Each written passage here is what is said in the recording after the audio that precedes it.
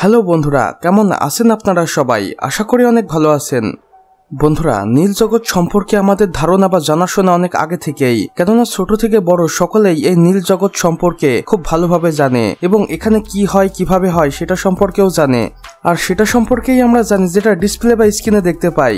কিন্তু আপনি কি কখনো কল্পনা করতে পারেন স্ক্রিনে বা ডিসপ্লের পেছনের ঘটনা কতটা মর্মান্তিক এবং দুর্বিষহ? তো চলুন বন্ধুরা, জেনে আসি বর্তমান সময়ের বিশ্বের বিখ্যাত দুই নীল তারকার মুখ থেকে। তারা লাইভে তাদের এক্সপিরিয়েন্স শেয়ার করেছে এবং মানুষকে অবাক করে দিয়েছে।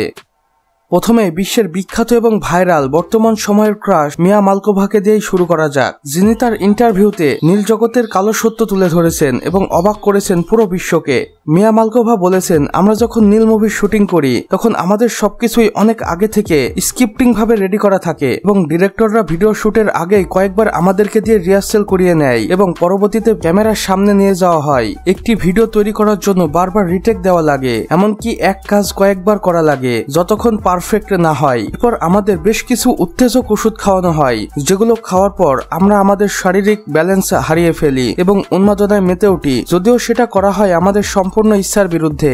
এবং ভিডিও শুটের সময় আমাদের দিয়ে এমন কিছু কাজ করানো হয়ে থাকে যেগুলো আসলে আমরা কখনো করতেই চাই না, বলতে পারেন এক প্রকার বাধ্য হয়েই করতে হয়। এবং পরবর্তীতে আমাদের ভিডিওটি যখন শুট কমপ্লিট হয় তখন আমাদের অনিচ্ছাকৃত ভাবে হলেও প্রোডাকশন ম্যানেজারদের খুশি করতে হয়। আর এখানে খুশি করা বলতে আমি কি বোঝাতে চেয়েছি আশা করি আপনি বুঝতে পেরেছেন।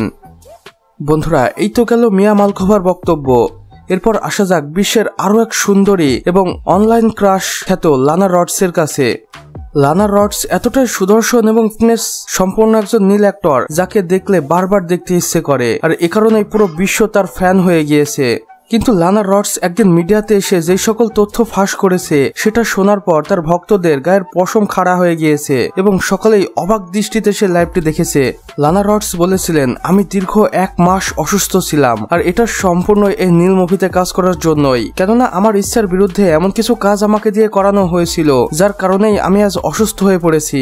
কেননা আমাকে একজনের সাথে কাজ করার কথা বলে নিয়ে যাওয়া হয় এবং ভিডিও শুটের মাঝখানে গ্যাংদের সাথে কাজ করার জন্য অফার করা হয় এবং এতে যখন আমি রাজি না হই তখন আমাকে মেরে ফেলার হুমকি দেয় ডিরেক্টররা। তাই এক প্রকার বাধ্য হয়ে রাজি হতে হয়, কিন্তু পরবর্তীতে সেটা আমার জন্য খুবই খারাপ হয়ে দাঁড়ায় এবং সেই ধকল সইতে না পেরে আমি দীর্ঘ 1 মাস হসপিটালে ভর্তি ছিলাম। এবং লানা রডসের মুখে এই মর্মান্তিক ঘটনার কথা শুনে তার ভক্তরা পুরো অবাক হয়ে গিয়েছিল এবং তাদের গায়ের পশম খাড়া হয়ে গিয়েছিল।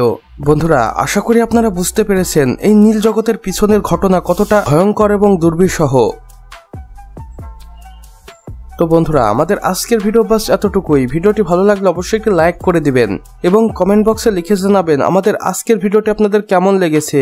চাইলে বন্ধু বান্ধবদের সাথে শেয়ারও করতে পারেন এবং চ্যানেলে নতুন হলে অবশ্যই সাবস্ক্রাইব করে পাশের বেল আইকনটিতে ক্লিক করে দিতে ভুলবেন না, যেন আমাদের নতুন ভিডিও নোটিফিকেশন আপনার কোনোভাবেই মিস না হয়ে যায়। সম্পূর্ণ ভিডিওটি দেখার জন্য আপনাকে অসংখ্য ধন্যবাদ।